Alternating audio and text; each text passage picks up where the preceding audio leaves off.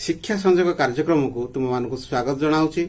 आज प्रसंग रही धान चाष प्रणाली।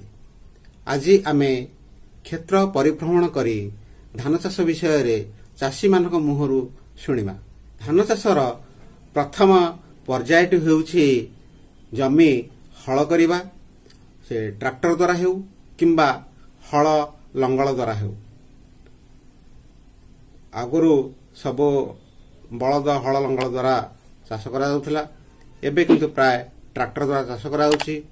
एबे धान चाषर द्वितीय सोपानटी हेउछि तळी पकाइबा। तळी पकाइबा अर्थ धान चारा प्रस्तुत करिबा। हल करी जो जमी प्रस्तुत होइछि से जमी रे से धान बुणी ताकू धान चारा प्रस्तुत करे। एबे चलो देखिबा केमती चाषी भाई आमर तळी पकाउछन्ति। प्रथमे उषुम पानी करदेली, तापरे धान को बतरे देली, तापरे आरो दिन सकाळे धान को छाणी दिया गला। तापरे प्रत्येक जगार रखिदेली सुतली अखा किंबा जो ठेकारे रखिदेकरी संध्यारे सकाळे गरम पानी छिंची देले 3 दिन 4 दिन बेलू पूरा गजा हो जाउछि। गजा हो गला परे बिल भी तो आडे रेडी हो जाइछि। तेणु आसिकी बिल को समान करी ड्रेन बागैकरी तापरे एना वर्तमान पकईबी तळी आउ हौ पकाउन देखा किन पकाउछन्ती।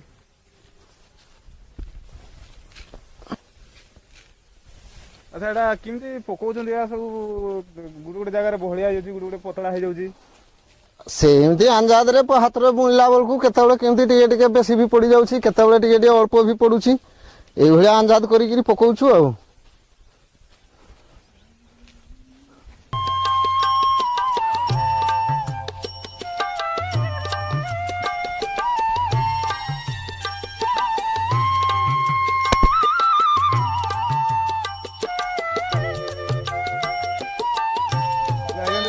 पकाउछन्ती एटा आउ टिके बहलिया पकई देले कोन हबो? ना ना आउ बढ़िया पकई देले धानटा खाद्य पाइबो नै ना, तळीटा भलो हृष्टपुष्ट होई परिबो नै। आउ तळीटा जमा भलो मोटा हेकी हृष्टपुष्ट हेकी उठिबो नै। तेणु ताकू ठीक हिसाब रे पकईला माने आउ असुविधा किछि रहइबो नै, जहा फळे सब धान भी खाद्य पाइबो। धान तळीटा भी मोर 15 दिन गला वरको खाली हृष्टपुष्ट हेकी सब्ज हेकी देखा जिवो बाहरिबो। आ तापरे तो बिल रेडी करू करू तळी हेई जिवो। आ सेठी असुविधा किछि नै। ए धानटा बहुत बढ़िया करी पूरा बिछे देले बुणी देले, ता एबे आ कोन करिवे? एबे किछि नै, खाली ता ऊपर खत पकई देबी। खत पकई देगिरी छाडी देबी, तार 2-4 दिन परे आराम से गजा चेर पड़े जो। आज हमर भाग्य, आज आमे से मानक मुहरु सुनिले केमती तळी पकाउछन्ति देखिले मध्य। एबे चला जिबा धान चाषर तृतीय सोपान। तृतीय सोपान हेउछि तळी उपाड़िबा। जो तळी गुड़िक बा धान चारा गुड़िक रोपण उपयोग्य होइगलानी, से तळी गुड़िक से माने उपाड़ती। तेबे चलो ना देखिबा। ए भितरु एकाथरे उपाड़िउछि माटी सह ताकू उठौछन्ते। एया माने जोतरे के आघात लागो नै गछ। एया एमती हेले से गछर चेर नष्ट हबो नै। एटा देखंतु धान चारा सहित धानटा भी लागिकी रहिछि। अच्छा ए जो माने जो धानटा आपण तळी पकैथिले सेटा भी चारा सहित पूरा लागिकी रहिछि नै। एया धानर जहा किछि खाद्य अछि से वर्तमान पर्यंत भी से रुई सारिबा परे भी ताकू खाद्य टाणी परिबो से धानर खाद्य। अच्छा अच्छा याकू से नै कि आपण लगैबे नै कि एमती गोटा गोटा कि लगै।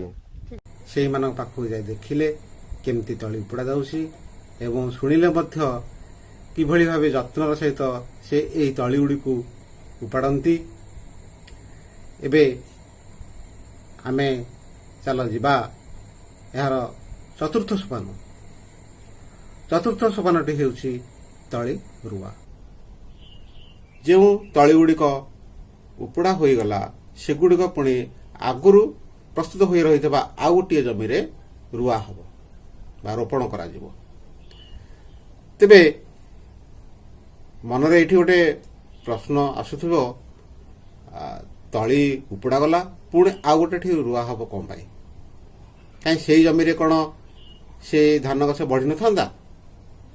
ନା, ସେଭଳି ହେବ ନାହିଁ। କାରଣ ଯେଉଁଠି ଆମର ତଳି ପ୍ରସ୍ତୁତ କରାଯାଇଥିଲା ସେଠି ବହୁତ ଗହଳିଆ ଭାବେ ଧାନ ଗଛ ଗୁଡ଼ିକ ଉଠିଥିଲା। ତେଣୁ ସେଠି ସେଇ ଗଛ ଗୁଡ଼ିକ ଭଲ ଭାବେ ବଢ଼ିପାରିବ ନାହିଁ। ବଢ଼ିବା ପାଇଁ ତା ପାଇଁ ଜାଗା ଦରକାର। ତେଣୁ ସେଗୁଡ଼ିକୁ ସୁବ୍ୟବସ୍ଥିତ ଭାବେ ସଜେଇକରି କେମିତି ରୋପଣ କରାଯିବ, ଧାଡ଼ି ଧାଡ଼ି କରିକି କେମିତି ରୋପଣ କରାଯିବ, ଯାହାଫଳରେ ସେ ଧାନ ଗଛର ଉତ୍ତମ ରୂପେ ଯତ୍ନ ନିଆଯାଇପାରିବ, ସେଥିପାଇଁ ତଳିଗୁଡ଼ିକୁ ପୁଣି ଆଉଥରେ ଆମେ ରୋପଣ କରିବା। ବଙ୍କେଇକି ଗଛ ଗୁଡ଼ାକ ରୁଇଲେ ସିଏ ଗଛ ଗୁଡ଼ା ଶୀଘ୍ର ସେ ତାର ପରିବର୍ତ୍ତନ ହେବା ପାଇଁ ଡେରି ହେଇଯାଏ। ସିଧା କରିକି ରୁଇଦେଲେ ସିଏ ବହୁତ ଶୀଘ୍ର ତାର ଚେର ଧରିଯାଏ ଏବଂ ଆଉ ଖାଦ୍ୟ ସାର ସଂଗ୍ରହ କରିବାରେ ବି ତାର ବହୁତ ଶୀଘ୍ର ସୁବିଧା ହୁଏ ଏବଂ ପିଲ ବହୁତ ଶୀଘ୍ର ଦିଆଯାଏ। ଗୋଟିଏ ଗୋଟିଏ ଦିଆହେଉଛି। ଆଉ ତଳି ଉପାଡ଼ିବାର ଅଧଘଣ୍ଟା ଭିତରେ ତଳିକୁ ରୁଆ ହେଉଛି। ଅଧଘଣ୍ଟା ଭିତରେ ଆଜ୍ଞା ବେଶୀ ସମୟ ହେଲେ ସିଏ ଗଛ ମଉଡ଼ିଯିବ। ଏଣୁକରି ସେ ଅଧଘଣ୍ଟା ଭିତରେ ରୁଇଦେଲେ ସିଏ ମାନେ ତଳି ଉପାଡ଼ିବାରେ ସିଏ ଗଛ ଆଉ କଷ୍ଟ ଜାଣିପାରିବନି।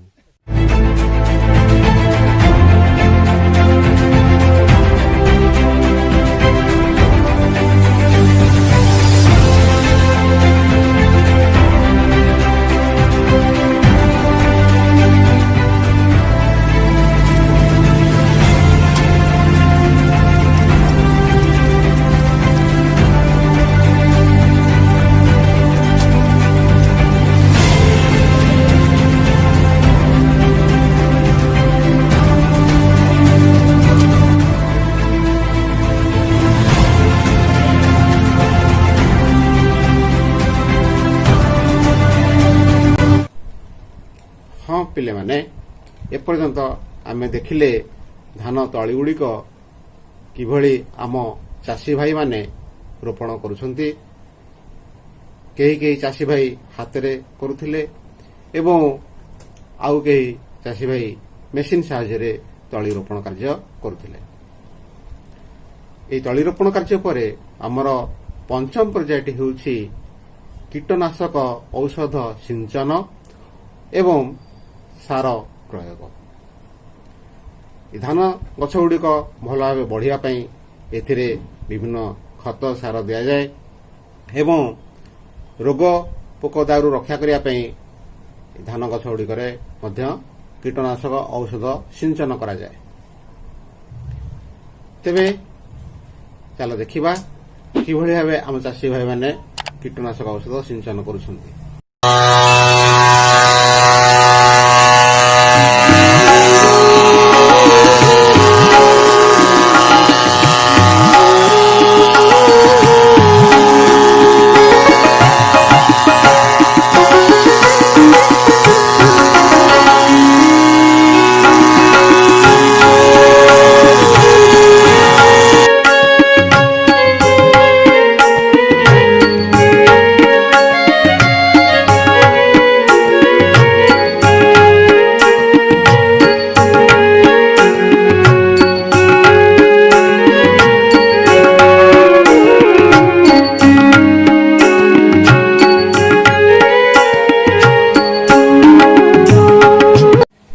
ପିଲାମାନେ, ଏବେ ତ ଆମେ ଦେଖିଲେ ଜମିରେ ଆମର ଚାଷୀ ଭାଇମାନେ କିଭଳି ସାର ପ୍ରୟୋଗ କଲେ ଓ କୀଟନାଶକ ଔଷଧ ସିଞ୍ଚନ କଲେ।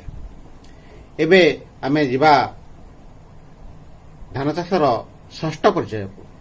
ଷଷ୍ଠ ପର୍ଯ୍ୟାୟ ହେଉଛି ଧାନ କଟା।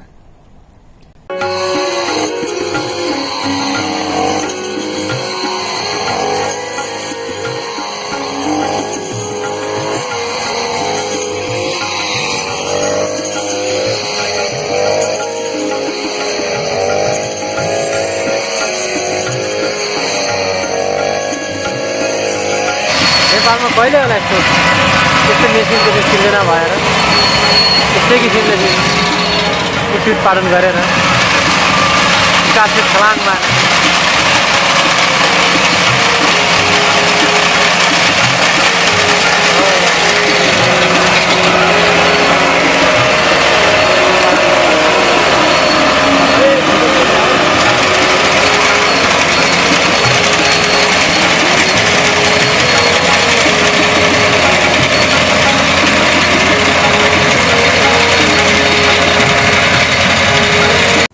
ଏବେ ତ ଆମେ ଦେଖିଲେ ଧାନ କିପରି ଚାଷୀ ଭାଇମାନେ କାଟିଲେ, କେତେ ଦାରେ କାଟୁଥିଲେ ଏବଂ କେତେ ମେସିନ ସାହାଯ୍ୟରେ ମଧ୍ୟ କାଟୁଥିଲେ। ଏହାପରେ ଆମେ ସପ୍ତମ ପର୍ଯ୍ୟାୟରେ ଦେଖିବା ଧାନ ବେଙ୍ଗଳା ପକାଇବା।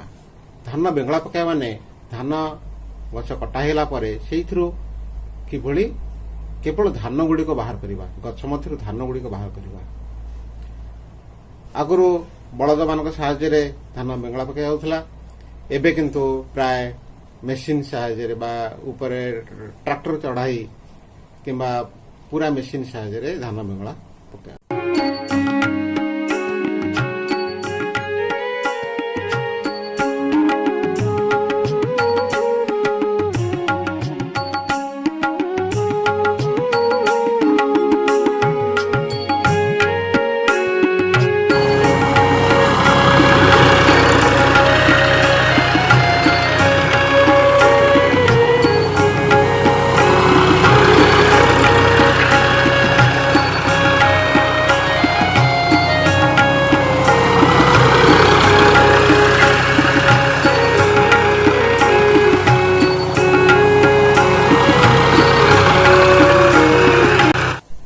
ଏପର୍ଯ୍ୟନ୍ତ ଆମେ ଦେଖୁଥିଲେ ଧାନ କିଭଳି ବେଙ୍ଗଳା ପଡୁଥିଲା।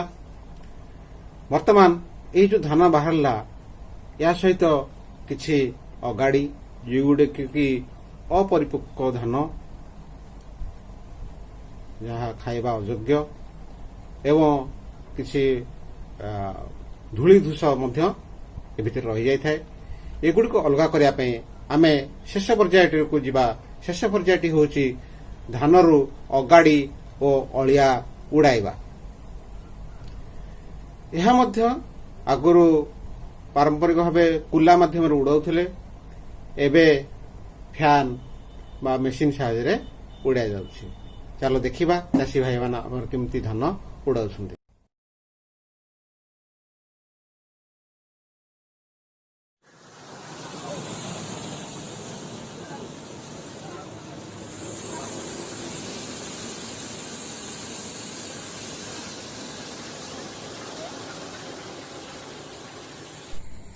ହଁ ପିଲାମାନେ, ଏପର୍ଯ୍ୟନ୍ତ ଆମେ ଦେଖୁଥିଲେ ଧାନ ଚାଷ ପ୍ରଣାଳୀ।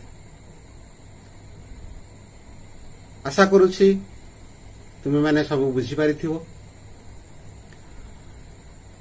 ମତାମତ ଦେବ ହ୍ୱାଟ୍ସଆପ୍ ମାଧ୍ୟମରେ।